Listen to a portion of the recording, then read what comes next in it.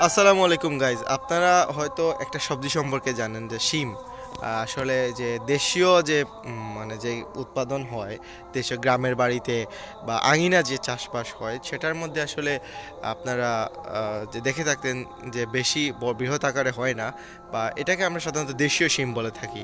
যেহেতু অঞ্চল ভিত্তিক উৎপাদন হয়, তো আমি আমার বাড়িতে হঠাৎ করে দেখতে পেলাম যে এখানে এই যে দেখুন শিমের ফুল ফুটেছে, আর সাদা সাদা রাত্রেবেলা খুব সুন্দর লাগছে। তার সাথে শিমও আছে মাশাল্লাহ। আসলে আমি ট্রাভেল ব্লগ করে থাকি সবসময়, আর এই ধরনের গাছপালা সবুজ প্রকৃতি এটা দেখলেই আমি দাঁড়িয়ে যাই আর এরকম ভিডিও করে থাকি জাস্ট আপনাদের দেখানোর জন্য। কারণ এই ধরনের পরিবেশ বা পরিস্থিতি আপনাদের দেখার সৌভাগ্য হয় কিনা জানি না, কিন্তু আমরা যারা গ্রামে থাকি তাদের যারা শহরাঞ্চলে থাকেন তাদের তো হয়ই না। গ্রামে থাকি তার বলে আমরা সচরাচর হাত বাড়ালেই পেয়ে যাই। তো এই উড়ি আবার মানে এটাকে আমরা আবার গ্রামের ভাষায় উড়ি বলি। এটা শিম। তো এটা আবার ডিফারেন্ট শিম আছে, দেখ এটাকে দুধ শিম বলে আমাদিকে, আপনাদের দিকে কি বলে জানি না।